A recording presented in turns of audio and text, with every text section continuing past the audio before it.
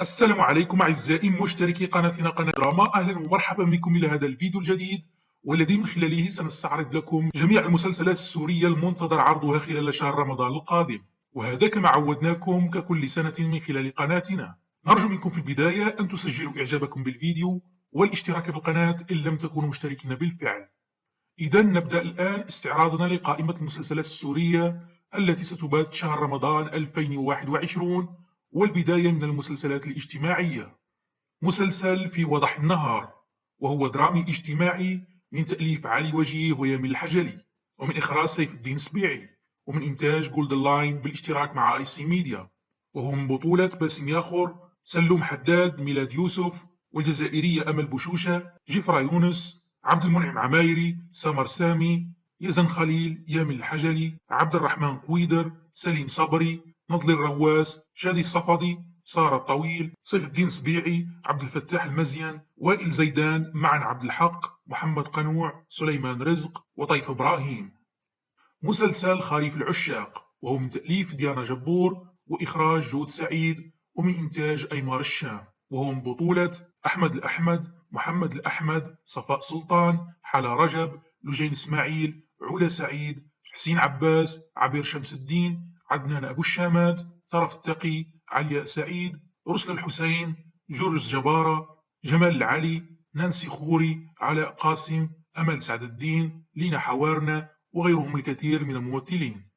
مسلسل بعد عدة سنوات، وهو من تأليف بسام جنيد، ومن إخراج عبد الغني بلاط، وهو من إنتاج المؤسسة العامة للإنتاج الإذاعي والتلفزيوني، وهو من بطولة ديما قندلفت، عبد المنعم عمايري، ميلاد يوسف، سعد مينا، نادين تحسين بيك، ريم زينو، روبين عيسى، علي كريم، جفرة يونس، كرم الشعراني، هبة زهرة، رنا العظم، ريم عبد العزيز، وسام السيد يوسف، مصطفى العادل، وسوار الحسن. مسلسل مقابلة مع السيد آدم في جزئه الثاني، وهو درامي بوليسي، وهو من تأليف فادي سليم وإخراجه، ومن إنتاج فونيكس جروب، وهو من بطولة غسان مسعود، محمد الأحمد، رنا شميس، يزن خليل، دانا جبر، تولي البكري، يارا قاسم، يزن السيد، منى فضالي، فادي خطاب، يحيى بيازي، جمال العلي، مصطفى المصطفى، روعة السعدي، طرف التقي، فاتن شاهين، عبد المنعم عمايري، عامر علي، مروى الأطرش، وريم عبد العزيز. مسلسل الضفدع، وهو مسلسل بوليسي من تأليف عصام المسكي، ورامي شاهين، وسامر عادلة، وهو من إخراج يزن أبو حمدة، وإنتاج أرتلينكس برودكشن بالاشتراك مع ديالا للإنتاج الفني، وهو من بطولة أمل عرفة، محمد حداقي، جيني إسبر، جوان خضر، وفاء مصلي، جمال قبش، جابرييل مالكي، غسان عزب، مروى الأطرش، يامين سليمان، باسل خليل، وغيرهم الكثير من الممثلين، وهو مكون من 3 فصول يتألف كل فصل من 10 إلى 12 حلقة. مسلسل ضيوف على الحب، وهو مسلسل اجتماعي رومانسي من تأليف سامر محمد اسماعيل وإخراج فهد ميري، وهو من إنتاج المؤسسة العامة للإنتاج التلفزيوني والإذاعي، وهو من بطولة فايز قزق، زهير رمضان، جورج جبارة، شكران مرتجى، فادي صبيح، وضاح حلوم، جيني إسبر، رنا كرم، كرم الشعراني، خلود عيسى، بلال مارتيني، هبة زهرة، ورنا العظم. مسلسل دفا، وهو من تأليف بسام مخلوف، إخراج سامي الجنادي، وإنتاج المؤسسة العامة للإنتاج التلفزيوني والإذاعي، وهو من بطولة محمد حداقي، نادين خوري، أيمن عبد السلام، باسل حيدر، حسين عباس، محمود خليلي، عامر علي، يحيى بيازي، حازم زيدان، لينا حوارنا، دانيال الخطيب، جمال قبش، زيناتي قدسية، وغيرهم الكثير من الممثلين. مسلسل رد قلبي، وهو مسلسل جريمة وتشويق من تأليف فهد مرعي وإخراج عمار سهيل تميم، وهو من إنتاج شاميانا، والبطولة لجوان خضر، رواد عليو، جيني إسبر، نضل الرواس، عاصم حواط، حسين عباس، جهاد الزغبي، أمانة والي، رنا جمول، وغيرهم الكثير من الممثلين. مسلسل السنون، وهو مسلسل اجتماعي كوميدي من تأليف الأسطورة ياسر العظمة وإخراج خيري بشارة، وهو من بطولة ياسر العظمة، عابد فهد، بشار اسماعيل، جرز الجبارة، محمد قنوع، ديما الجندي، ومجموعة من الممثلين السوريين والعرب. مسلسل رياح الجبل، وهو من تأليف زكي مارديني وإخراج ظهير غريبة، ومن إنتاج شركة يوتوبيا، وهو من بطولة عامر علي، ريم زينو، محمد خير الجراح، محمد قنوع، ريم عبد العزيز، مي مرهج، ربى المأمون، باسل طه، زكي مارديني. ونأتي الآن إلى المسلسلات الشامية،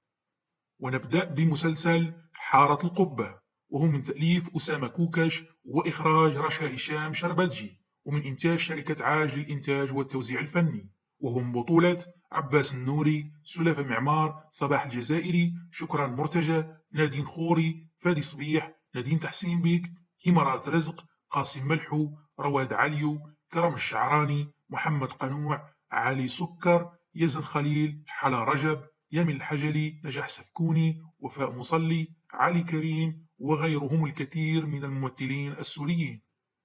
مسلسل الكندوش، وهو من تأليف حسام تحسين بيك وإخراج سمير حسين، وهو من إنتاج شركة ماهر برغلي، وهو من بطولة أيمن زيدان، سلافة وخرجي، سامية الجزائري، صباح الجزائري، أيمن رضا، شكران مرتجى، كندا حنا، حسام تحسين بيك، شادي زيدان، زهير عبد الكريم، جفرة يونس، نزار أبو حجر، رضوان عقيلي، أندرياس كاف، تيسير إدريس، وغيرهم الكثير من الممثلين. مسلسل سوق الحرير في جزئه الثاني، وهو من تأليف حنان المهرجي بالاشتراك مع يزن الداهوك وسيف رضا حامد، وهو من إخراج المثنى صبح، وتنتجه شركة ميسالون فيلم مناصفة مع شركة ام بي سي ستوديو، وهو من بطولة بسام كوسة، سلوم حداد، عبد الهادي صباغ، كاريس بشار، نادين تحسين بيك، قمر خلف، أمانة والي، وفاء مصلي، فادي صبيح، ميلاد يوسف، وغيرهم الكثير من الممثلين. مسلسل باب الحارة في جزئه 11، وهو من تأليف محمد مروان قوق وإخراج محمد زهير رجب، ومن إنتاج قبنض ميديا، وهم بطولة علي كريم، أيمن بهنسي، عادل علي، محمد قنوع، أمية ملص، هدى شعراوي، هلا يماني، علاء قاسم، وسيم الرحبي، نجاح سفكوني، جلال شموط، رائد مشرف، صالح الحايك، وغيرهم الكثير من الممثلين. مسلسل بروكار في جزئه الثاني، وهو من تأليف سمير هزيم وإخراج محمد زهير رجب، ومن إنتاج شركة قبنض ميديا، وهم بطولة نادين خوري، سليم صبري، لينا حوارنا، جمال قبش، زينب رافي، يزن خليل، علاء قاسم، قاسم ملحو، سعد مينا، رنا أبيض، هلا يماني، رضوان قنطار، عدنان أبو الشمات، وغيرهم الكثير من الممثلين. ويضاف إلى هذه المسلسلات مسلسلات أخرى مشتركة ساهم فيها السوريون إما على صعيد الكتابة أو الإخراج أو التمثيل، وهي مسلسل 350 غرام، ولقد شاركت في إنتاجه شركة جولدن لاين، وهو من بطولة سلوم حداد وعابد فهد، مصطفى سعد الدين، وغيرهم من الممثلين العرب الآخرين. مسلسل داون تاون، وهو من إخراج زهير قنوع، واشترك في بطولته من سوريا لين غرة، سامر إسماعيل، عبد المنعم عمايري، وفاء مصلي، هبة نور. مسلسل ليالي الشمال، وهو من تأليف وإخراج عماد النجار، وتنتجه شركة فراس إبراهيم، وهو من بطولة فراس إبراهيم، عماد نجار، شادي مقرش، يزن السيد، ليث المفتي، مجد دادا، وغيرهم الكثير من الممثلين العرب. مسلسل عرس الحارة، وهو من تأليف مروان قوق، وشارك في بطولته من سوريا صباح الجزائري، عبد المنعم عمايري، ليلى سمور، علي كريم، ليليا الأطرش، وآخرون. مسلسل سقار، وشاركت في إنتاجه شركة جولدن لاين، وهو من بطولة السوريين رشيد عساف، قمر خلف، حلا رجب، جمال العلي، روعة ياسين، تولي هارون، رنا الأبيض، رنا العظم، نور علي، فاتن شاهين، أمية ملص، ديما حايق، اسكندر عزيز، مريم علي، فيلدا سمور، وغيرهم من الممثلين العرب. مسلسل 2020، ولقد شارك في بطولته النجم السوري قصي خولي. مسلسل للموت، ولقد شارك في بطولته السوريون محمد الأحمد، خالد القيش، صباح الجزائري. مسلسل نسونجي بالحلال، وهو من تأليف أسامة الحمد وزهير قنوع، ولقد شاركت في إنتاجه شركة جولدن لاين، وشارك من سوريا في بطولته محمد خير الجراح وهبة نور. مسلسل لغز الأقوياء، وشارك في بطولته من سوريا ريم نصر الدين ونادين تحسين بيك. مسلسل ظل، وهو من تأليف سيف رضا حامد وزهير رامي الملا، وشارك في بطولته من سوريا باسل الخياط، غسان مسعود، هيا مرعشلي. مسلسل الحي العربي، وهو من تأليف السوري مازن طه، وشارك في بطولته من سوريا أندرياس كاف، روعة ياسين، جورجس جبارة، عز البحرة، ونبال الجزائري.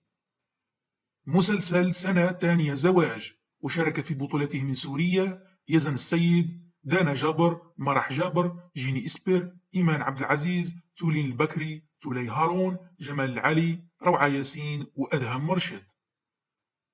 ويضاف إلى هذه المسلسلات بعض المسلسلات السورية القصيرة كعشارية الرحلة 13 وثمانية صدفة،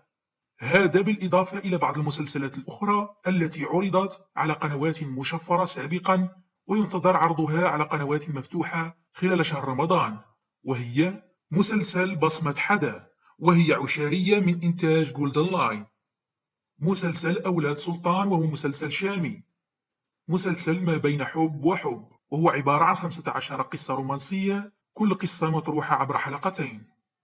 وبهذا أعزائي نكون قد أتينا إلى ختام هذا الفيديو، نلقاكم في فيديوهات لاحقة بإذن الله، نترككم في رعاية الله وحفظه. السلام عليكم ورحمة الله تعالى وبركاته.